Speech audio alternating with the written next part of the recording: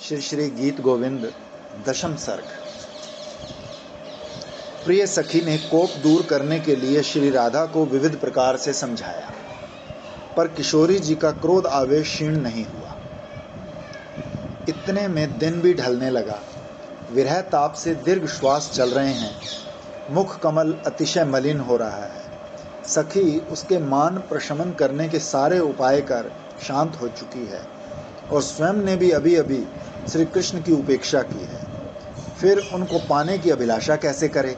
अतः बार बार अत्यंत लज्जा के साथ सखी की ओर देख रही है। प्रेम की उद्विग्नता है, उदासी छाई है। इसी प्रदोष काल में श्री कृष्ण ने विचार किया कि श्री राधा हृदय में पछता रही होगी। चलो, उसने जो आरोप लगाया है उसे स्वीकार कर उसी की बात रख के क्षमा याचना कर लूं।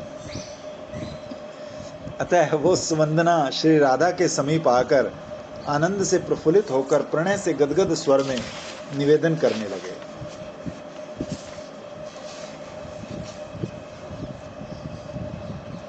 मना रहे हैं। देखो बैठी कैसी हुई है। प्रिय चारुशीले तजो मान प्यारा।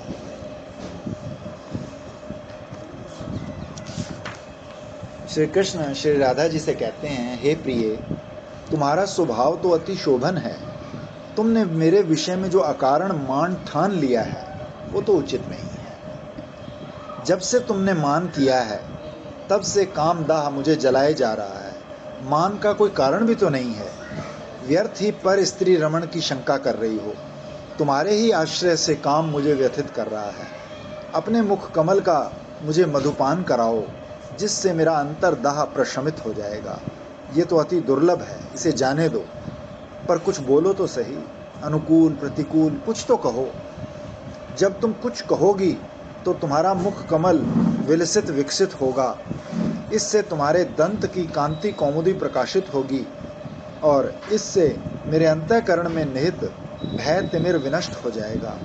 राधे, तुम्हारे चंद्र वदन से ऐसी अधर सुधा छलक रही है कि मेरे नैन चकोर तो इस आसव का पान करना चाहते हैं। प्रिय चारु चरित्रे, तुम ही तो मेरे नैन चकोर की जीवन स्वरूपा हो। श्री कृष्ण। ये अच्छा मान वर्षियों के लिए लिख दिया, ऐसे मान बनाया कर। पद्धति अच्छी लिख दी है। लेकिन इनको पढ़ेगा कौन? पढ़ेगा तो वही ना जो भक्ति जो आएगा, और उसमें घर में मान होगा ही वो नहीं। तब तक तो सब इन चीजों से पार आ चुका होगा।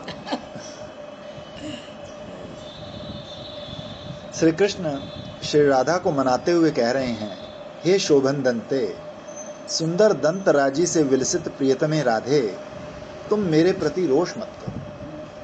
यदि भौतिक जगत का मान होता है वो इस तरह से होता भी नहीं है ना, वो तो लड़ाई करके होता है। ये नहीं लाए, वो नहीं किया अभी तक।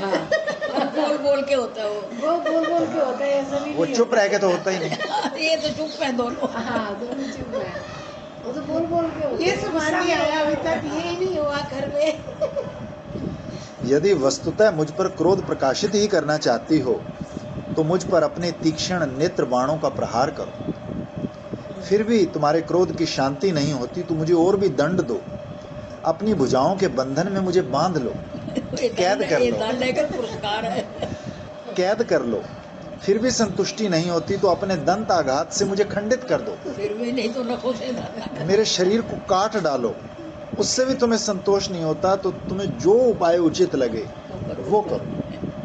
मैं अपराध योग्य हूँ, दंडनीय हूँ। अपने सुख के लिए मुझ पर किसी भी दंड का विधान करो। तो यहाँ ताड़न, बंधन, खंडन आदि के व्याज से नक्षत, आलिंगन और चुंबन आदि की प्रार्थना की जा रही है। कैसे छुपे तरीके से। इतना तो समझ गए। अरे पढ़ के इतना तो हमें समझ आ जाती है क्या कह रहे हो तुम। हमें तो ये पढ़ा नहीं जाता था हमसे, मैं सच बता रहा हूँ। मतलब ऐसे लगता था पता नहीं क्या लिखा हुआ है, ये पता ही नहीं लगता था। ये ऐसा ग्रंथ कितने समय से पढ़ा रहा हमारे घर। कभी भी शुरू किया ना, जरा सा पढ़ा, 1-2 पेज पढ़े, कहते कुछ समझ ही नहीं आ रहा, उसको फिर बंद करके फिर रख देते थे। 2 पेज से तीसरे पेज नहीं पहुंचे कभी। और अब देखो ऐसे धड़ाधड़ देखो, ये देखो अब 300 पेज पार हो गए। और मजा भी आ रहा है। हाँ, गीत गोविंद तो जयदेव जी ने लिखा है ना, हैं? जयदेव गीत गोविंद जयदेव जी ने लिखा है ना, तो ये तो 700 वर्ष पूर्व का है, वो आज ना 900 वर्ष गए पूर्व ना का। गुरु जी के पास, तो गुरु जी कहते तुम वैष्णव जन हो, मुझे प्रभु जी, आशीर्वाद दो। महाप्रभु के आविर्भाव से पूर्व आशीर्वाद प्रभु और के जीने आविर्भाव जीने से का पूर्व क्या इच्छा है जीने की अभी। नहीं क्योंकि मैं महाप्रभु इसको किसी सुन सेवा के विहल हो करूं। जाते विहल हो जाते। जो जब तक गीत चित्त गोविंद है, हमेशा तभी वो प्रसन्न सुनाते रहे, थे ना, सब वैष्णव वो जन की सेवा राय करो, ये रामानंद आशीर्वाद दो। और रूप तो दामोदर, ठीक है, स्वरूप गुरु जी, दामोदर, वो साल जब भी में देखते थे ना तो 364 महाप्रभु दिन को आते ना, एक सुनाते दिन हम भी थे। देंगे आपको। फोटो से। यदि श्री राधा कहे कि हे कृष्ण, मैं तो तुम्हें दंड भी नहीं दे पाती, तुम्हारी और भी प्रियाएं हैं, उन्हीं से जाकर निवेदन करो, तो इस आशंका पर श्री कृष्ण कहते हैं, प्रिय, तुम ही मेरा संपूर्ण श्रृंगार हो, तुमसे ही अलंकृत होकर तो मैं सर्वत्र सौभाग्यवान हूँ। बाह्य आभूषण की बात तो दूर, तुम ही मेरे जीवन का आधार हो। मेरी प्राण, तुम्हारे बिना तो मैं जी भी नहीं सकता। दूसरी रमणियों की तब बात ही कहाँ, तुम ही मुझे इस भव सागर में मिली अनुपम रत्न राशि हो। जैसे कोई रत्नाकर से विचित्र रत्न प्राप्त कर अपने को कृतार्थ मानता है, वैसे ही मैं तुम जैसी रमणी रत्न को प्राप्त कर कृतकृत्य हो रहा। अतः मेरे ऊपर सदैव अनुकूल बनी रहो, यही मेरा हृदय निरंतर यत्न कर रहा है। मेरा संपूर्ण प्रयास तुम्हारी कृपा प्राप्ति के लिए ही। श्री कृष्ण कह रहे हैं, हे राधे, तुम्हारी आंखें तो स्वाभाविक ही नील कमल के समान हैं। तुम अपने नेत्रों को नए नए अनुराग रंग में रंजित करने में सुनिपुण हो, तो अपने इन गुणों को उपकरण रूप में बनाकर यदि मुझे अंगीकार करती हो तो मेरा जीवन चरितार्थ हो जाएगा। पर अधुना तुम्हारे नेत्रों ने सहजता का परित्याग कर रक्त कमल की आरक्तता धारण कर ली है। ये तो तुम्हारी कोई अनुरंजनी विद्या है। ऐसा स्पष्ट हो रहा है कि श्री कृष्ण कि कृष्ण वर्ण की वस्तुओं को रक्त वर्ण की बना देने की तुम में सामर्थ्य है। अतः तुम यदि इन कटाक्ष रूपी मदन शरों से मुझे बेध दो, तब तो मैं समझूंगा कि तुमने विद्या का समुचित प्रयोग किया है। राधे, क्रोध न कर मुझसे प्रेम करो और काम क्रीड़ा व्यापृत हो जाओ, यही तुम्हारी स्वाभाविकता है। अब वचन भंगी के द्वारा श्री कृष्ण श्री राधा से रति केली की प्रार्थना कर रहे हैं। मेरे साथ काम केली रूप शुभ कार्य का शुभारंभ किया जाए। लाज छोड़ तुम रति क्रीड़ा के लिए कटिबद्ध हो गई हो। सुरत आरंभ से पूर्व पूर्ण कलशों की प्रतिष्ठा आवश्यक है। कलशवत विपुलाकार स्तन कलशों पर मणिमंजरी प्रकाशित हो, अर्थात ये मणिमय हार दोलायमान होकर तुम्हारे वक्षस्थल को सुशोभित करे। विशाल मध्य भाग मांसल जांघों को घेरे तुम्हारी करघनी केली क्रीड़ा करते किणकिण मधुर ध्वनि निनादित करती हुई कामदेव की उमड़ती आकांक्षाओं के आदेशों की उद्घोषणा करें। आदेश ये है कि इस वसंत ऋतु की मादक वेला में सभी विलास प्रवण नर नारी विलास क्रिया में व्याप्त हो जाएं। माननीय जन मान का त्याग करके रति क्रीड़ा में प्रवृत्त हो जाएं। श्री राधा अभी भी कोई उत्तर नहीं दे रही है। तब श्री कृष्ण कहते हैं, हे स्निग्ध वचने, अतिशय मधुर वाणी बोलने वाली, कोमल वचनों से ही बाण चला लेती हो। तुम अपनी कोमल काकली से आज्ञा करो। स्थल कमल की शोभा को तिरस्कृत करने वाले, मेरे हृदय को अनुरंजित करने वाले इन चरण द्वय को आलता महावर रंग से और रंजित कर दो, जिससे सुरत क्रीड़ा की बेला में ये चरण युगल और शोभा धारण कर कामोद्रेक कर सके। ये रंगमय होकर मेरे हृदय का राग बन जाए। हे प्रिय भाषिणी, ये अनुरंजित चरण युगल रति केली रस में एक अनिर्वचनीय सुषमा को धारण करेंगे। ये चरण श्रृंगार रस के सरस आधार हैं, श्रृंगार उत्पत्ति के द्वार हैं, स्पृहा की उत्पत्ति कराने वाले हैं। चारु चरित्रे प्रसन्न हो, मान त्याग करो। रमणी के अलग तक रस रंजित मनोहर चरण युगल को देखकर युवाओं के मन में काम भावना का उद्रेक होता ही। हे राधे, मुझे अंगीकार करोगी तभी मेरा ताप दूर होगा। सर्व विजयी तुम्हारे गुणों की स्फूर्ति होने से मैं विवश होकर तुमसे प्रार्थना कर रहा हूँ कि अपने पद पल्लव को मेरे मस्तक पर अर्पित करो। ये पद पल्लव अति उदार हैं। ये प्रार्थी जनों के मनोभीष्ट को पूर्ण करने वाले हैं। नव पल्लव के समान लालिमा, कोमलता और शैत्य आदि गुणों से विभूषित होने के कारण अलंकार स्वरूप हैं। इन चरणों को मेरे मस्तक पर अर्पण करने से कामजन्य गरल का खंडन तो होगा ही, मेरा मस्तक भी समलंकृत हो जाएगा। यहाँ काम में सर्प विष की उत्प्रेक्षा की गई है। तुम्हारे पैरों का संस्पर्श पाकर काम गरल उसी प्रकार समाप्त हो जाएगा जिस प्रकार गरुड़ का चरण स्पर्श प्राप्त कर सर्प विष समाप्त हो जाता है। कामजन्य संताप संबंध से अंतर मन में उदित मनोविकार आदि दोष भी तुम्हारे चरणों के अर्पण करने से समाप्त हो जाएंगे। ये काम क्लेश अति निदारुण है, अनल के समान मेरे हृदय को जला रहा है। एक एक मर्म अंगार बन रहा है। भीतर बाहर ज्वलनशील ये काम ज्वर तुम्हारे पद पल्लव के सर पर रखने से दूर होगा। इस प्रकार मुरवैरी श्री कृष्ण की ये वचनावली जो श्री राधा को अभिलषित करके सर्वोत्कृष्ट रूप से प्रकाशित हुई है, वे सब प्रकार से जय युक्त हैं। अपनी परम प्रेयसी श्री राधा के मान अपमान हेतु ये वाक्य समूह अति समर्थ एवं परम सुखप्रद है। इस मनोहर अष्टपटी में चतुर एवं प्रिय मीठी बातों का ही संकलन है।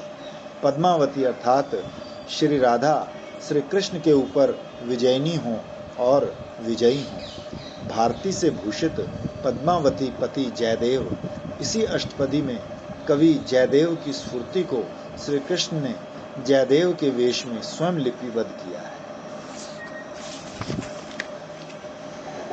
अब श्री कृष्ण श्री राधा से कह रहे हैं, क्यों ये शंका अपने मन में व्यर्थ ही पैदा कर ली है?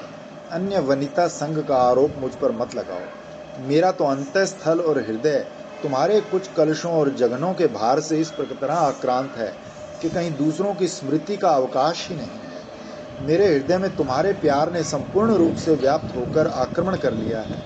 वहाँ दूसरे के लिए किंचित मात्र भी स्थान नहीं। वहाँ कोई कैसे प्रवेश कर सकता है? तुम्हारे रहने से मेरे हृदय में मदन साधकों के लिए है कि हृदय में भगवान इतना प्रवेश कर जाए कि किसी और वस्तु के लिए स्थान ही ना रहे। कोई मायक सुख दुख आए तो अपना रहती है, उसको कहो भैया दूर रहो, यहाँ तुम्हारा अवकाश नहीं है, हमारा तो हृदय भरा हुआ है, तो परे ही रहो, यहाँ हाउसफुल है, आउट चक्कर लगाते रहो। तो समझने की अन्य किसी को प्रवेश करने का सौभाग्य प्राप्त नहीं है। हे प्रणयिनी राधे, अब मान का परित्याग भी करो। अब तुम ऐसा करो कि मैं तुम्हारे स्तनमंडल का आलिंगन कर सकूं। अपना किंकर बनाकर मुझे तदर्थ अनुमति दो।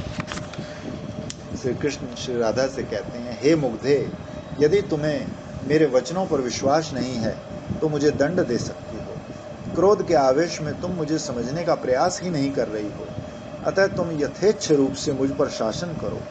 कंदर्प चांडाल अपने पंच बाणों से मुझे मारने की चेष्टा कर रहा है, पर इतनी कृपा करना कि मेरे प्राण न चले जाएं।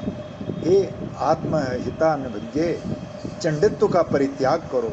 तुम्हारे इस संबंध से इस चांडाल कामदेव के बाणों से विदीर्ण हो मेरे प्राण निकले जा रहे हैं। इससे मेरी रक्षा करो, मुझे दंड देकर सुखी हो जाओ। निर्दयता से दांतों द्वारा काट डालो, भुजलताओं से कसकर बांध लो। मुझसे हंसकर कह दो, अब तुम मेरे बंदी हो, मेरे बंधन से अब कभी मुक्त नहीं हो सकोगे। श्री कृष्ण वात्स्यायन न्याय का आश्रय लेकर कहते हैं कि हे चंद्रमुखी, तुम्हारा मुखमंडल तो चंद्रमा सरीखा है, परंतु तुम्हारे मुख पर विद्यमान भौहें अति कुटिल हैं, जो मेरे जैसे युवजनों के लिए महाभयंकर काल सर्पणी के समान मोहित करने वाली अत्यंत भय का उत्पादन कर रही है। अरे जो हिंसक मुख वाली होती हैं, तुम तो चंद्रमुखी हो, तरुणों के प्रति कोप प्रकाशित मत करो। इस काल नागिनी के काटने पर कोई युवक बच नहीं सकता, ना ही कोई ऐसी औषधि है जिससे गरुल की ज्वाला शांत हो सके। हाँ, तुम्हारी अधर सुधा ही तुम्हारी भ्रू रूपिणी सर्पणी के डसने से उत्पन्न विष को शांत करने के लिए सिद्ध मंत्र स्वरूप। श्री राधा ने अब भी कोई उत्तर नहीं दिया। तब श्री कृष्ण अत्यंत अनुनय भरे वचनों से उनसे कहने लगे, हे तन्वी, कितनी कृष्णता को प्राप्त हो गई हो। तुम्हारी चुप्पी तुम्हें व्यर्थ ही अंदर कुतर रही है, मुझे इतना कष्ट दे रही हो। पंचम राग छेड़ो, कोमलता धारण करो। इस वसंत ऋतु में तो कामनियां अपने प्रियतमों का अनुकरण किया करती हैं। तुम तो कोयल से भी अधिक मधुर संलापनी हो। मधुर आलाप करो, अपनी दृष्टि से रस वृष्टि करो। हे तरुणी, कृपा अवलोकन द्वारा मेरा संताप दूर करो। हे सुमुखी, तुम्हारे लिए मेरे प्रति वैमुख्य उचित नहीं है। उदासीनता का अपरिग्रह करो, दंभ छोड़ दो, मेरा परित्याग मत करो। हे मुग्धे, हे विचार रहिते, मैं तुम्हारा प्रिय हूँ, अतिशय स्निग्ध स्नेह परायण हूँ, अनाहूत ही यहाँ उपस्थित हुआ हूँ। ये देखो, सअश्रु होकर खड़ा हूँ, अपनी स्नेह दृष्टि से मुझे बांध लो। हे प्रिय, तुम्हारे मुख कमल पर पुष्प धनवा कामदेव के समान पंच आयुध विलसित हो रहे हैं। हे चंडी, ये सुविख्यात विश्व विजेता कामदेव तुम्हारे इन पुष्प आयुधों को लेकर ही समस्त विश्व को विजय कर रहा है। विश्व विजय करने के बाद ये आयुध तुम्हारे मुखमंडल पर शोभा प्राप्त कर रहे हैं। चंडी, इस संबुद्धि पद से तात्पर्य है कि अभी तक क्रोध का परित्याग नहीं किया गया है। चंडी अर्थात कोपने। पंच बाणों का सविशिष्ट वर्णन इस प्रकार है। पहला, तुम्हारे अधर बंधुक अर्थात दोपहरिया के फूल के समान लाल वर्ण के हैं। ये कामदेव के रक्त वर्ण के आकर्षण बाण हैं। दूसरा, तुम्हारे सुशीतल कपोल मधुक अर्थात महुए के समान सरस सुनहली पांडु वर्ण कांति में है, मानो अभी अभी उसमें से रस गिर पड़ेगा। ये कामदेव के पीत वर्ण के वशीकरण बाण। तीसरा, तुम्हारी नीली आंखें समस्त सौंदर्य का सार अपने साथ ही सन्निहित किए हुए हैं। लोगों की प्रज्ञा कितनी है लिखने वालों, जिसने लिखा है ये सब क्या उनकी बुद्धि हो। इन्होंने नील कमलों की सुंदरता का भी तिरस्कार कर दिया है। ये कामदेव के कृष्ण वर्णीय उन्मादन बाण। चौथा, तुम्हारी नासिका तिल के फूल के सदृश है। ये कामदेव के पीत वर्णीय द्रावण बाण। पांचवा, तुम्हारे दांत कुंद पुष्प के समान है। ये कामदेव के श्वेत वर्णीय शोषण बाण। इस प्रकार अपने संपूर्ण पंच आयुधों द्वारा कामदेव तुम्हारे मुख की सेवा के प्रसाद से विश्व विजय कर रहा है। हे तन्वी राधिके, यद्यपि तुम इस पृथ्वी पर अवस्थित हो, फिर भी ऐसा लगता है जैसे समस्त देव स्त्रियों का समूह तुम्हारे भीतर निवास कर रहा है। तुम्हारी आंखें सौभाग्य मद से अलसाई हुई हैं कि अब तो प्रिय तुम्हारे चरणों में है। इस प्रकार मद जनित हर्ष के कारण मेरी अंगना होकर भी तुमने स्वर्ग की अप्सरा मदालसा को अपने नेत्रों में धारण किया है। तुम्हारा मुखमंडल विबुधर रमणी इंदुमती का आवास है, जहाँ चंद्रमा से भी अधिक आवश्यकता है। तुम्हें देखकर चंद्रमा के मन में ईर्ष्या उत्पन्न होती है, क्योंकि उसमें इतनी शक्ति कहाँ है। तुम्हारी गति जन जन के मन को आह्लादित करने वाली है, अतः तुम में मनोरमा नामक अप्सरा का निवास है। तुम्हारी जांघ कदली वृक्ष को भी अनादृत कर रही है, जहाँ मानो रंभा का निवास है। तुम्हारी गति हाव भाव विलास किलकिंचित आदि कलाओं से युक्त है, अतः तुम में कलावती नामक अप्सरा का निवास है। तुम्हारे भृग युगल मनोहर चित्र रचना के समान है।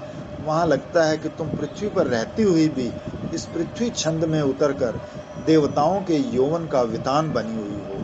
तुम्हारा यौवन दिव्य। सभी अप्सराओं से अलग अलग। वे भगवान श्री हरि संपूर्ण जगत का आनंद वर्धन करें, जिन्हें कुवल्या पीड़ हाथी के उतुंग कुंभ को देखकर श्री राधा के पीन पयोधरों का स्मरण हो आया, जो युद्ध काल में उसके स्पर्श मात्र से अनंग रसावेश के कारण स्वेद पूर्ण हो पड़ा।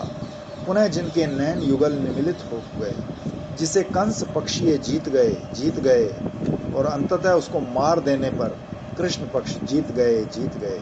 इस प्रकार का व्यामोह युक्त आनंद सूचक महाकोलाहल हुआ था। इस प्रकार अपनी प्रिया के गुण कीर्तन के आवेश में अत्यंत संकटपूर्ण स्थिति में श्री राधा जी के स्पर्श सुखानुभूति का स्मरण श्री कृष्ण के द्वारा होने पर कवि जयदेव सभी को आशीर्वाद प्रदान कर रहे हैं कि श्री हरि आप लोगों का प्रीति वर्धन करें।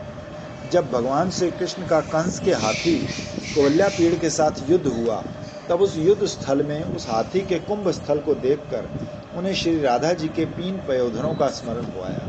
उस हाथी के स्पर्श से उन्हें राधा जी के स्पर्श अनुभूति जन्य सात्विक भाव का उदय हुआ। वैसे तो युद्ध में और वो माधुर्य का तो बड़ा रसाभास सा लगता है, रसाभास हो जाता है, लेकिन उनको तो हर वक्त हर जगह हर समय जो है हरि सर्वस्व माना वाली बात है। हाँ, तो वीर रस भी है, सभी कुछ है। उस श्रृंगारिक आनंद में विहल हो जाने से अर्थात श्री राधा जी के मिलन जन्य आनंद के स्मरण से उन्होंने अपने नेत्र बंद कर लिए। तब कंस के सभासदों को ये समझकर आनंद हुआ कि हमारी जीत हो गई है। श्री कृष्ण ने भयभीत होकर अपनी आंखें बंद कर ली, पर जैसे ही श्री कृष्ण ने व्यामोह वाक्यों की उच्च ध्वनि का श्रवण किया, तब अति शीघ्र स्वयं को संभाल लिया और क्षण भर में ही उस हाथी को पछाड़कर मार गिराया। तब उसी शत्रु पक्ष में उन्हीं सभासदों के मुख से अचानक ये ध्वनि निकल पड़ी, श्री कृष्ण जीत गए, जीत गए। तो ये ध्वनि आनंददायक कोलाहल बन गई। इस प्रकार ये सर्ग श्री राधा के स्मरण जनित विकार के वर्णन से युक्त है। इस विकार भाव द्वारा माधव अत्यंत मनोहर वेश धारण किए हुए हैं। इति दशम सर्ग, एकादश सर्ग। कल एकादशी भी आ रही है, तो एकादश स्वर्ग भी आ गया है। मुझे तो ये जो विनय वाला था ना वो बहुत अच्छा लगा था। मैं कल भी रस तो सारे नहीं सभी अच्छे, पर वो वाला इतना अच्छा लगा ना। इसमें ना ये बताया है, इसमें ये बता रहे हैं कि जब वो कोवल्यापीड़ हाथी जो कंस के दरबार में जा रहे थे, तो वहाँ रास्ते में मिला ना कोवल्यापीड़ हाथी, तो उसको जब उन्होंने स्पर्श किया तो उनको राधा रानी का स्मरण, राधा रानी याद आ गई। राधा रानी के नितंब देह तो ऐसे ही हैं जैसे गोलियां पीट के ऊपर वो है। तो उन्होंने उसको जैसे वो याद आ गया, तो उन्होंने आंखें बंद कर ली। तो आंखें बंद कर ली तो सबने कहा ओहो कृष्ण तो डर गए, डर के आंखें बंद कर ली। तो उन्होंने कहा हम जीत गए, हम जीत गए। तो उन्होंने तो उसके बाद उसको मार दिया। तो फिर वो कहने लगे कृष्ण जीत गए, कृष्ण। इस प्रकार श्री कृष्ण श्री राधा का बहुत देर तक मनोहार करते रहे। अंततः श्री राधा प्रसन्न हो गई और एकादशी से पहले प्रसन्न एकादशी पर ही प्रसन्न और श्री कृष्ण सम आश्वस्त होकर निकुंज ग्रह में केली शैया की रचना करने चले गए। मृगनयनी श्री राधा उल्लसित हो गई, सारा खेद विषाद अपगत हो गया।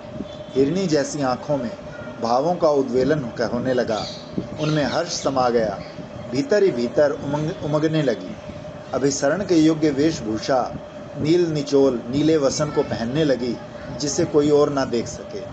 उनसे मिलन योग्य मनोहर आभूषणों को स्वयं ही पहनने लगी। इस आभरणों को भी कोई देख नहीं सकेगा। तभी कोई सखी श्री राधा जी से अनुरोध पूर्वक श्री कृष्ण से मिलन के लिए प्रोत्साहित करते हुए कहने लगी, राधे अब तो तुम्हें विश्वास हो गया ना, मधुसूदन तुम्हारे अनुगत हैं। प्रदोष का अर्थ है रात्रि काल स्फुरित हो रहा है। इस समय दृष्टि में कुछ स्पष्ट नहीं। तुम्हारे आने से पहले मान मना रहे थे ठाकुर जी, और मान गई। बिल्कुल अभी आ जाते तो पहले ही मान जाते। बिल्कुल बहुत कोशिश करके चल सखी चल घनश्याम सदन। अब तो मान गई। देखो देखो उस पिक्चर में और इसमें कितना फर्क है। वो जो पिछले वाली है, पहले वाली दिखा। मैंने सुना है दीपक जी के शिष्य है ना विजयानंद, उसने मान लीला लिखी है। कोई जाए बरसाने तो अपने वो कह रहे थे नीचे जो आते हैं ना बाबा, तो यहाँ पर भी मान बाबा तो मुझे कहते थे चलो एक दिन बरसाने चलेंगे। तो उनकी बड़ी इच्छा थी, आपने बताया था ना वो दीपक जी के बारे में, कहते मेरी बड़ी इच्छा है मेरी दीपक जी के बारे में, महाराज जी के बारे में कहते बड़ी इच्छा है मुझे, कहते हैं आप भी चलो जाओ। तो पूछना उससे, मैंने सुना है कि उसने मान लीला ठीक है जाएंगे। सखी कहने लगी, हे राधिके वे मधुरिपु श्री कृष्ण तुम्हारे संपूर्ण रूप से अनुगत हो गए हैं। तुम उनके पास चलो और शीघ्र ही अभिसरण करो, देर मत करो। अपने मधुर मधुर वचनों से उन्होंने तुमसे अनुनय विनय किया है, तुम्हारे चरणों में सर्वात्म भाव से प्रणिपात किया है। तुम्हारे स्वागत की तैयारी में संलग्न होकर इस समय वेतसी कुंज के अंतर्गत केली शैया पर आसीन हो रहे हैं। तुम उनका अनुसरण करो। हे मुग्धे, तुम कितनी भोली हो, प्रिय के अभिसरण काल को भी नहीं जानती हो।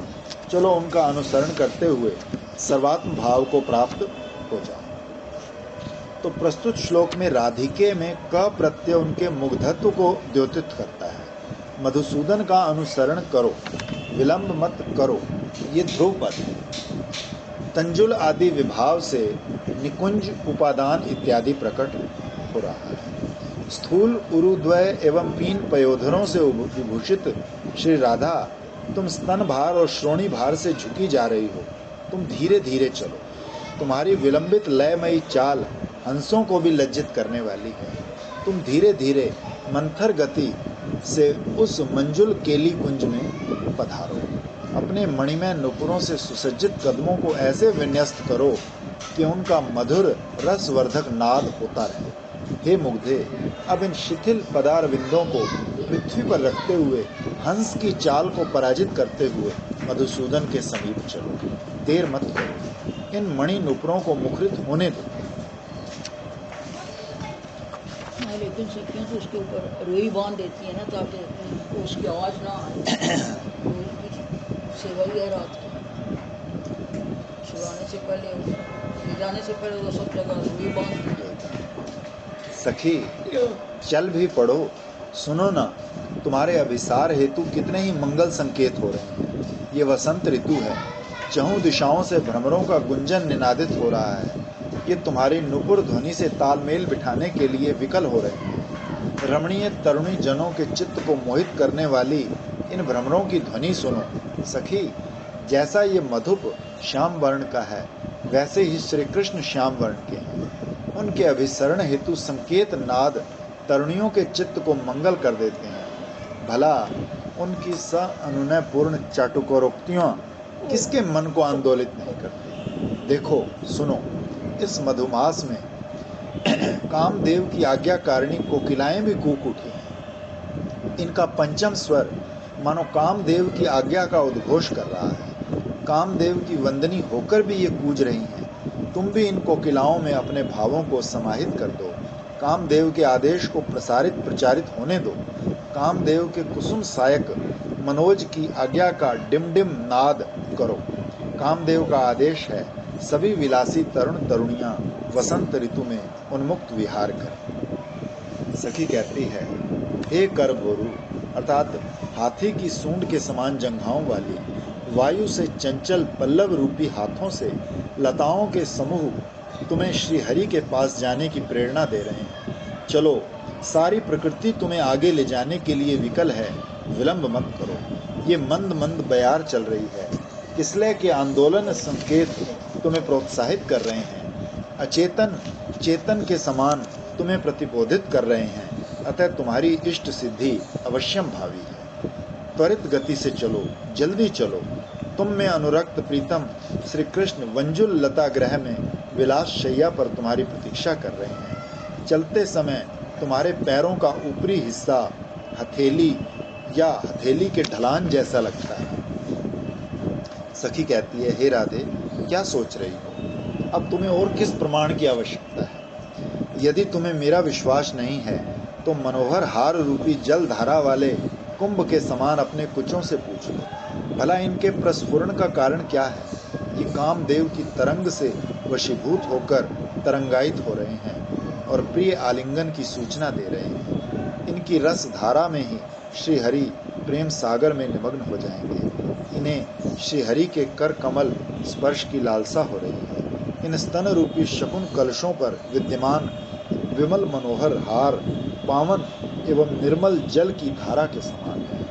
यही जल की धारा तरंगायमान होकर प्रिय प्राप्ति का संदेशा दे रही है। काम के आवेश से स्फुरित तुम्हारे स्तन ही तो फड़क कर शुभ शकुन बन रहे हैं। इसे अभिशाप समझकर अब तुम विलंब मत करो, शीघ्र चलो। सखी श्री राधा जी से कहती है, अब क्यों ठसक रही? तुम्हारी अभिलाषा तो हद के पार चली गई है, तो फिर ठहराओ क्यों? श्री कृष्ण के साथ अभिसार करने में कैसी लज्जा? तुम्हारी सखियां ही हैं, बस यहाँ और कोई नहीं। व्यर्थ ही क्यों कोप कर रही हो? तुम्हारी सभी सखियों को ये बात अच्छी तरह मालूम है कि तुम्हारा शरीर रति रूप संग्राम के लिए तत्पर है। ये शरीर अलंकारों से मंडित हो रहा है, अर्थात रति क्रीड़ा उपयोगी संपूर्ण उपादानों से विभूषित हो रहा है। युद्ध की वरांगना बनकर तुम प्रस्तुत हो रही हो, ठीक ही तो है।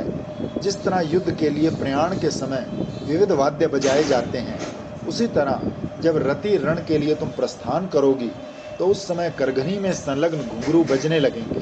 उसी डिंडिम घोष को करती हुई तुम लाज छोड़कर रस के प्रवाह में प्रवाहित होकर श्री हरि के सन्निकट अनुराग के साथ अभिसरण करो।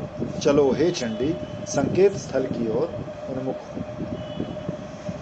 सखी श्री राधा जी से कहती है, हे सुभगे, तुम्हारे इन कोमल मनोहर हाथों के नाखून कामदेव के पंच बाण रूपी पुष्प हैं। इन सुंदर नख वाले हाथों से बड़े हाव भाव पूर्वक सखी का हाथ पकड़कर लीला पूर्वक चलो। ये नख काम के बाण के समान ही बेधक हैं। इस रति रण में ये मनोहर नख ही तुम्हारे शस्त्र अस्त्र हैं। जिस प्रकार कोई योद्धा अपने प्रतिद्वंदी को सूचित करके ही कोई योद्धा युद्ध में प्रवृत्त होता है, उसी प्रकार तुम भी अपने हाथों के कंकण की ध्वनि से, अपनी चूड़ियों की झंकार से कामदेव के वशीभूत प्रतीक्षारत श्री कृष्ण को अपने आगमन को जता दो। वो अपनी तैयारी में लगे हैं, अपने मन की अभिलाषा पूर्ण करना चाहते हैं, तो उन्हें सूचित करके ही तुम रति रण में प्रवृत्त हो। श्री जयदेव कवि द्वारा कहा गया ये गीत रत्नों के हार को तिरस्कृत करने वाला, युवतियों को उदासीन बनाने वाले भगवत भक्तों के कंठ में सदा निवास करे। ये हार अधीकृत है, जो मुक्ता आदि से ग्रथित हार को अवदोलित करने वाला है। जिन पराशर आदि वैष्णवों का चित्त भगवान में लगा हुआ है, वे लोग रत्नों के हार को नहीं, जयदेव कथित इस हार को धारण करेंगे। वे ही वैष्णव इस गीत को अपने कंठ से आलिंगित करेंगे, किसी रमणी को नहीं। ये हार इन्हीं वैष्णवों के गले में विराजेगा। हार और रमणी तो सांसारिक रागियों के गले को अलंकृत करते हैं, और वो भी सभी अवस्थाओं में नहीं, बल्कि तारुण्य अवस्था में। जयदेव कविकृत ये गीत श्री हरि विषयक होने से भगवत भक्तों के कंठ को सभी अवस्थाओं में सम अलंकृत करे। प्रस्तुत अष्टपदी में श्रृंगार विप्रलंब नामक रस है, उत्तम नायक है। श्री हरिताल राजी जलधर विलसित नाम का ये 20वां प्रबंध संपूर्ण।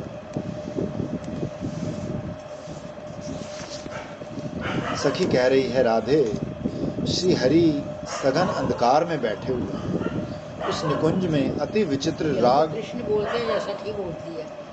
वो तो चुप्पी ठान के बैठी हुई है, सुहाए हाव भाव के, और कुछ नहीं उसको आता है। उस निकुंज में अति विचित्र राग अनुराग में क्रियाकलाप कर रहे हैं, उमड़ उमड़ कर श्रृंगारिक चेष्टाएं कर रहे हैं। उस लता कुंज में अति चिंताकुल होकर सोच रहे हैं, सोच सोच कर विलस रहे हैं। राधा मुझे देखेगी, मेरे साथ मधुर मंदिर उन्मादमयी रसीली बातें करेगी, मेरे अंग अंग का आलिंगन कर प्रसन्न हो जाएगी, तदनंतर मेरे साथ रति क्रीड़ा हेतु उद्यत होगी। इस प्रकार अनेकों मनोरथों से उल्लसित होकर उलस रहे हैं। श्री कृष्ण आपको ध्यान में देखते हैं, आपका अवलोकन कर सिहर उठते हैं, पुलकायमान हो जाते हैं, स्वप्निल समागम रस मुख की अनुभूति करने लगते हैं, रति केली क्रम विकास में उमगते हुए श्वेत पूर्ण हो जाते हैं। भाव स्वप्न में तुमको देखकर उठ खड़े होते हैं और यथार्थ में तुम्हें ना देखकर मूर्छित हो जाते हैं। निविड़ अंधकार में श्रृंगारिक चेष्टाएं तथा चिंता आकुल होकर श्री राधा को दूर दूर तक देखना, स्तंभ तथा व्यवर्ण, वेपतु और रोमांच। सुप्त भाव में श्री राधा का काम केली वर्धक वार्तालाप का चिंतन कर कांपना और पुलकित अश्रु स्वेद। कल्पना में श्री राधा द्वारा प्रत्येक अंग आलिंगन के आनंद की अनुभूति करना और रति क्रम विकास में पसीने तर होना। स्वरभंग तथा प्रलय, रमण हेतु श्री राधा को बुलाने में असमर्थ होना और श्री राधा के न मिलने पर मूर्छित हो गया। सखी कह रही है, हे राधे, श्याम सघन केली कुंज में बैठे हैं, जहाँ सारे संसार का अंधकार मानो वहीं सिमट गया हो। कितनी उत्कंठा है, कितनी आकुलता है, कितनी बेबसी।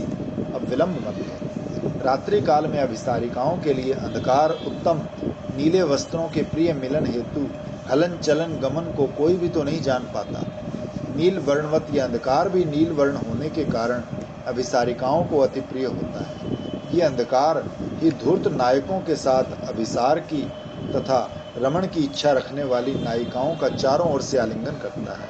निकुंज में धूर्तों के साथ रमण की महा उत्कंठा उद्भूत कर देता है।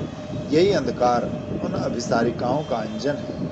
कानों में कृष्ण वर्ण का मयूर पुच्छ कर्णाभिराम है और तमाल पत्र का काम भी यही करता है। उन नायिकाओं के हृदयों में नील कमलों का हार है और कुचों पर कस्तूरी के रस की चित्र रचना है। इस प्रकार ये नील वर्ण का अंधकार आपके प्रत्येक अंग का आलिंगन करते हुए आपको अलंकरण प्रदान कर अलंकृत कर रहा है। अतः संकेत स्थल के उपयुक्त आभूषणों को धारण कर गाढ़ अंधकार में ही आप चलें, विलंब न करें।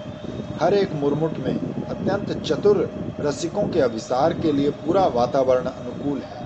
ये रात ही नील वसन है।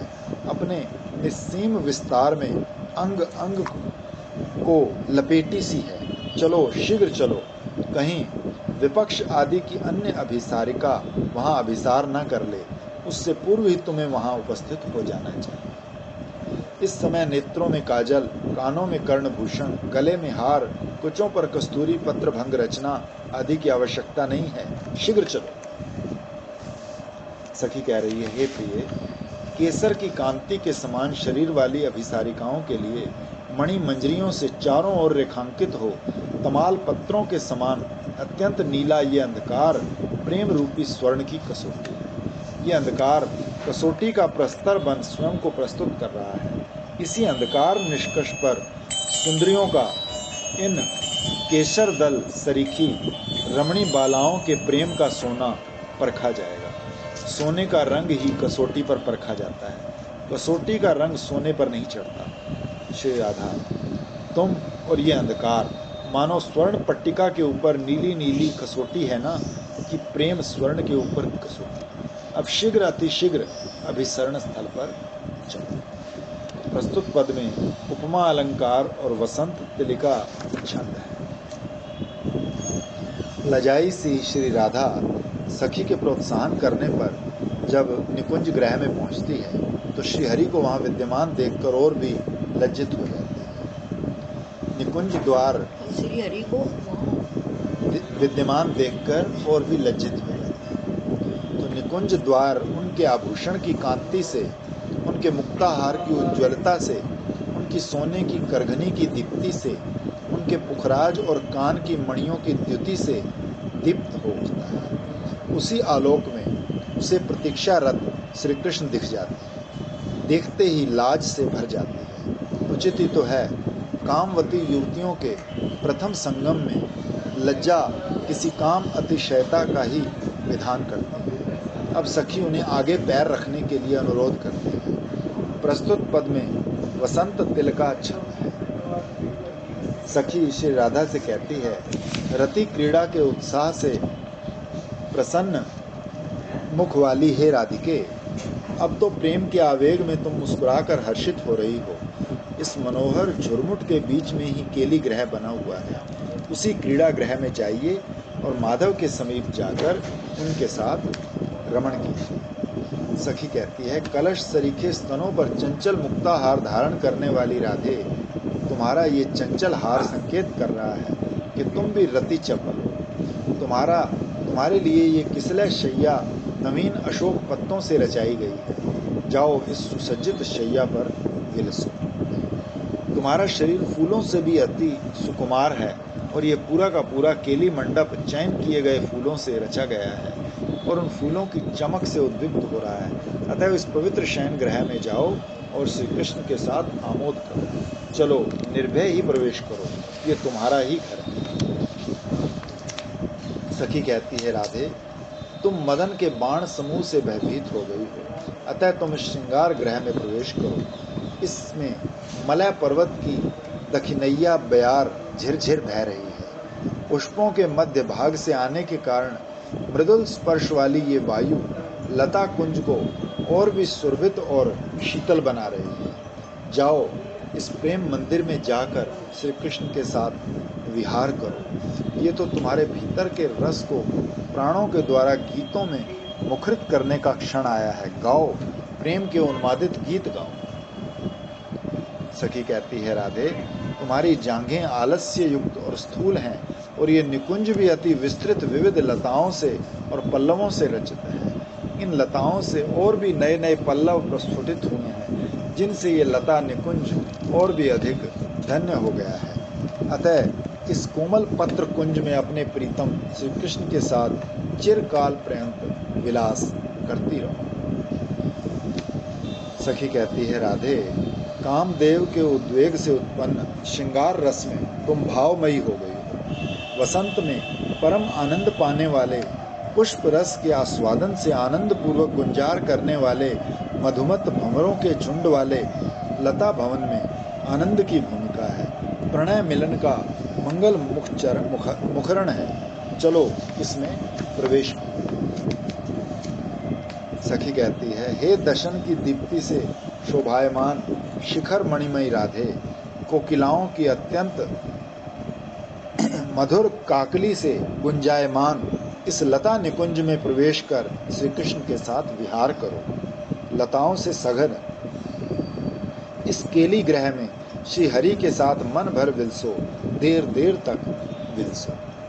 कवि जयदेव इस अष्टपदी को श्री हरि चरणों में समर्पित करते हुए कहते हैं, हे मुरारे, जयदेव कविराज के इस गीत को श्रवण कर आप सबका हजारों प्रकार से मंगल विधान करें। लक्ष्मी जी का एक नाम पद्मावती, जयदेव की पत्नी का नाम भी पद्मावती है। पद्मावती के आराधक हैं जयदेव, जो कविराजों में सर्वश्रेष्ठ हैं। अतः कविराजवर श्री हरि से प्रार्थना करते हैं, हे मुरारे, मैंने प्रासाद के अंतर में पद्मावती की प्रतिष्ठा की है। आपकी प्रसन्नता के लिए ये कविता की है। आप प्रसन्न हो और हमारा शतशः मंगल करें। अथवा श्री जयदेव स्वयं श्री राधा से अनुरोध कर रहे हैं, जो लक्ष्मी की सारी संपदा, सारा सुख लेकर आज उपस्थित हैं। आप उन मुरारी के लिए 100 प्रकार के मंगल विधान करें। उनका मंगल तुम्हारे साथ रमण ही। सखी श्री राधा से कहती है, हे राधे, आपको चिरकाल तक हृदय में धारण करने के कारण श्री हरि श्रांत क्लांत हो गए हैं, अंदर ही अंदर अभितप्त हो गए हैं। कामदेव ने इन्हें अत्यंत संतप्त कर दिया है। आपके सुधा रस से परिपूर्ण कुंदरू फल के सदृश अरुण अधरों की मधुराई का पान करना चाहते हैं। सिंघेरा में फतेह सिंह करता था, देही पद पल्लव, आज भी वो देही पर पल्लव उदाहरण। फिर वो जगह है, जब से फिर वो एकदम प्रसाद को छीन के और पाँच ही क्या करे, बन्नी आज तुम वास्तव में भक्त हो। तुमने ठाकुर जी के दर्शन कर लिए, प्रसादन कर लिया, प्रसाद पा लिया, और मैंने जीवन भर सेवा करी और मुझे दर्शन ही नहीं हुए। तो वो उल्टा उनके पैर छीटे, बोले तुम्हारे अपने पैरों को दो, मैं अपने वक्षस्थल पर इसमें वो कहते हैं, तभी तो लिखा था पद्मावती सुख समाज है। हाँ। गंगा जी उनकी कुटिया के पास आ गई थी जब ये स्नान करने गए थे। कौन? जयदेव हाँ, हिंदू पल्लव के पास ही गंगा जी आ गई थी। ये डॉक्टर विठल वगैरह उन्हीं के बंद, मैंने उनसे कहा था, वो लड़का आया था ना, मैं तुम लोग उससे बोलिए अपने कुल को पहचान। इसलिए हे प्रिय, अपने इन अभिलाषी प्रिय के अंगों की शोभा बनिए। एक क्षण के लिए ही कटाक्ष विक्षेप कर तुमने इन्हें अपना कृत दास बना लिया। तुम्हारे चरणों की सेवा करने वाले श्री कृष्ण के अंक को समलंकृत करो, बिना संकोच के उनके वक्षस्थल को अलंकृत करो। इसमें कैसी लज्जा, कैसा भाव, कैसी हिचक। सखी के द्वारा समझा बुझाने पर श्री राधा ने रति क्रीड़ा के लिए उपयोगी लता निकुंज में भीतर भीतर कुछ कांपती हुई, कुछ उमगती हुई, इधर उधर देखकर सअभिलाष श्री गोविंद को निहारती हुई, चरण नुपुरों को झंकारती हुई प्रवेश किया। प्रविष्ट होते हुए जब उन्होंने श्री कृष्ण को देखा तो उन्हें ऐसा लगा कि वो मानो अंग अंग में श्री राधा को ही धारण कर रहे हैं। निकुंज गृह में श्री राधा ने श्री कृष्ण को अत्यधिक स्नेह के साथ देखा श्री कृष्ण की अनेक विशेषताओं को। सारी विशेषताएं श्री राधा से ही संबंधित। श्री हरि ने समभावपूर्ण है, एक रस है, एक ही श्रृंगार रस अपनी प्रधानता बनाए हुए वो अनेक प्रकार के श्रृंगार रस के भावों से परिपूर्ण राधा विषयक अनुराग ही उनमें उछल रहा है। चिरकाल से श्री राधा के साथ विलास करने की इच्छा संजोए हुए केली कुंज में श्री राधा का आना ही उनके जीवन का सर्वस्व है। उनके दर्शन से उनमें आनंद का उद्रेक हो गया। अनेक प्रकार के कंप, पुलक आदि सात्विक विकार उदित हो उठे। ऐसा लग रहा था जैसे श्री राधा का मुखमंडल कामदेव का निवास स्थान, जिसे देखकर श्री कृष्ण का मुखमंडल हर्ष से दीप्त हो उठा और अपनी मिलन इच्छा को पूर्ण करना चाहता है। मानो श्री राधा का मुख चंद्रमंडल हो, जिसे देखकर कृष्ण रूपी समुद्र चंचल हो उठा हो और उसमें ऊंची ऊंची तरंगें उच्छलित हो रही। श्री राधा ने देखा, श्री कृष्ण उन्हें देखते ही विविध काम भावनाएं प्रकाशित करने लगे।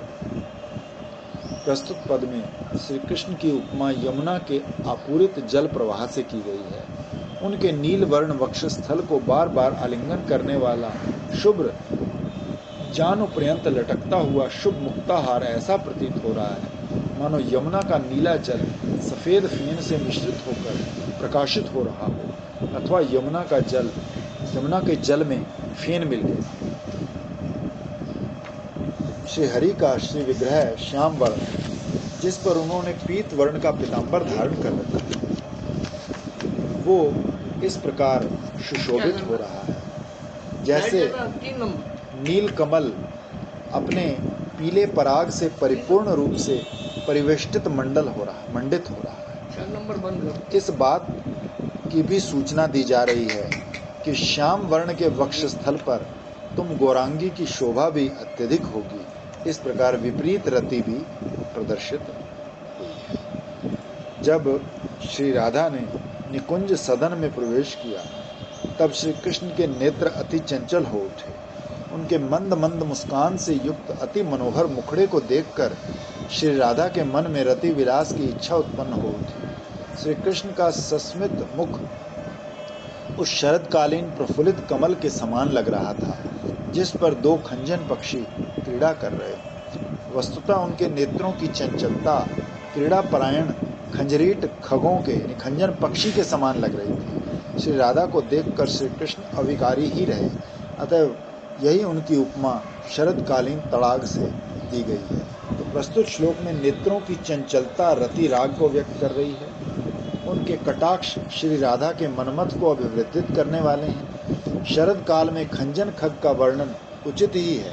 कमल उदर पद से पद्मासन नामक रति विशेष भी सूचित हुआ है।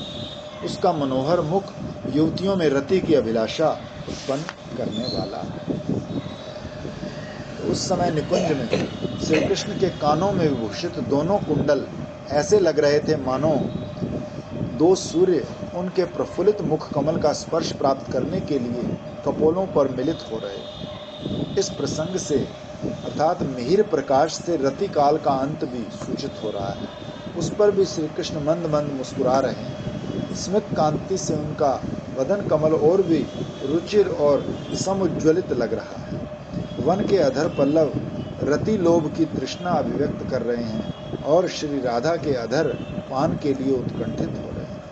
श्री कृष्ण के ऐसे मुख कमल को देखकर श्री राधा के मन में भी रति इच्छा समुद्भूत हो गई है। श्री राधा ऐसे सौंदर्य भार भूषण श्री कृष्ण को देखती रही। श्री कृष्ण की सुंदर अलकावली पुष्पों से समलंकृत हो रही थी। उन प्रफुल्लित समुज्ज्वलित पुष्पों की शोभा ऐसी लग रही थी मानो काली काली घटाओं के मध्य में चंद्रमा छिप रहा हो, अथवा उन काले केशों के मध्य में चंद्र किरण व्याप्त हो रही है, अथवा बादलों के बीच से चंद्रमा उदित हो रहा हो। छोटे छोटे बादलों के बीच जहाँ चांदनी आलोकित होती है वहाँ फूलों के गुंफन स्पष्ट दिखाई देते हैं। जहाँ नहीं होती वो कजरारे बने रहते हैं। श्री कृष्ण के श्याम वर्ण के मस्तक पर मलयगिरी का चंदन तिलक ऐसी शोभा दे रहा था मानो अंधकार के बीच पूर्ण चंद्रमंडल उदित हुआ। श्री राधा मिलन से श्री कृष्ण का परिधान और श्रृंगार गौरवर्ण हो गया है, श्री राधा में हो गया है। ऐसे गौर में श्री श्याम सुंदर को श्री राधा देखती है। श्री राधा श्री कृष्ण को देख रही है कि उनका संपूर्ण शरीर पुलकित हो रहा है, अद्भुत रोमांच से युक्त हो रहा है। रति क्रीड़ा के लिए वो एक विचित्र आकुल प्रत्याशा से अधीर तो हो ही रहे थे, श्री राधा मिलन से तो रति केली कला में उपयोगी चुंबन आदि क्रियाओं में व्यस्त होने के कारण और भी चंचल हो उठे। मणिमय भूषणों की कांति से दिदीप्यमान होने के कारण उनका श्री विग्रह अत्यधिक सुशोभित हो रहा था। जिन आभूषणों को उन्होंने धारण कर रखा था, उन आभूषणों में लगी हुई मणियों के किरण समूह से सभी आभूषण चमचमा रहे थे। ऐसे मणिमय अलंकारों से सुंदर वपु वाले श्री कृष्ण को श्री राधा ने देखा। प्रस्तुत प्रबंध के इस 8वें पद्य के द्वारा कवि जयदेव कहते हैं कि हे भक्तजनों, कवि शिरोमणि जयदेव की कविता के कारण श्री कृष्ण के आभूषणों की शोभा द्विगुणित हो गई, अथवा जयदेव कवि द्वारा कथित श्री कृष्ण का वैभव द्विगुणित अलंकारों से युक्त है। चिरकाल से संचित पुण्योदय के तत्स्वरूप श्री कृष्ण को चित्त में धारण कर उन्हें प्रणाम कीजिए। बड़े पुण्य से ऐसे श्री कृष्ण मन में उदित होते हैं। वे श्री राधा के संग से जुड़कर द्विगुणित भूषण के भार से श्री राधा से जुड़कर द्विगुणित हो जाते हैं। मिल गए। तो ऐसे श्री कृष्ण जिन्हें श्री राधा निरंतर देख रहे, नित्य काल के लिए हृदय में विराजमान होते हैं। श्री गीत गोविंद काव्य के इस 22वें प्रबंध का नाम सानंद गोविंद राग श्रेणी कुसुम आभरण है। चिरकाल के विरह के पश्चात जब श्री राधा का श्री कृष्ण के साथ मिलन हुआ तो श्री राधा के नेत्र कटाक्षपातों का अतिक्रमण करके कानों तक पहुंच गए। इसी श्रम से मानो उनके नेत्रों में पसीना आनंद अश्रु के रूप में जलधारा के समान बहने लगा। इतने समय बाद प्रीतम को देखा तो हर्ष स्थिर नहीं रह सका, आंखों में छलछलाने लगा। रति क्रीड़ा के आस्वादन से आंखें पसीना पसीना हो गई। बड़ी बड़ी आंखें कानों तक पहुंचना चाहती थी और इसी प्रयास में उनमें शिथिल्य आ गया। शिथिलता के कारण वो नमित हो गई, झुक गई, जलमय हो गई। नेत्र प्रांत का अतिक्रमण करके श्रवण पथ तक जाने के प्रयास में स्वेद अंबु छलछलाया। नेत्रों में प्रिय दर्शन की आकांक्षा से अति चंचलत्व तो हो रहा था। श्री राधा का सात्विक भाव प्रकाशित हुआ है। प्रस्तुत श्लोक में उपमा अलंकार है और शिखरणी छंद है। श्री राधा की सुख अभिलाषिणी सहचरियों कुरंग नैना राधिका को केशव की शैया पर उपसेवन करते देख सावधानी से कपट कंडुयन का बहाना करती हुई हाथ से संवरण पूर्वक निकुंज गृह से बाहर चली गई। तब समर परवशा श्री राधा अपने प्रीतम श्री कृष्ण के मुखमंडल का मनोहर कटाक्ष निक्षेप के द्वारा अवलोकन करने लगी और उनकी लज्जा भी सलज्ज भाव से वहां से दूर चली गई। ज्यों ही श्री राधा ने लता निकुंज में प्रवेश किया तो सेज पर आसीन हुई सभी सावधान सखियां समझ गई कि अब उनका यहाँ रुकने का कोई औचित्य नहीं है। उनकी उपस्थिति श्री राधा माधव के मधुर मिलन में बाधक बन सकती है। तो वो चतुर सखियां बहाना बनाने लगी, कान खुजलाने लगी, मुस्कुराते हुए लता निकुंज से बाहर चली गई और फूलों की शैया पर विराजमान श्री राधा कामदेव के बाणों से वशीभूत हो श्री कृष्ण को ऐसे देखने लगी मानो उन्हें पुनः समर के शरों से बंध रही। श्री राधा की ऐसी प्रगल्भता देखकर लता भी लज्जित हो गई और उस मृगनयनी श्री राधा को छोड़कर सखियों के समान स्वयं भी दूर चली गई। अब इस रति व्यापार में लाज भी कहाँ रहेगी। देखते देखते श्री राधा ने श्री कृष्ण को प्राप्त हमको भी प्राप्त हो गए जैसे श्री कृष्ण को प्राप्त हो गए।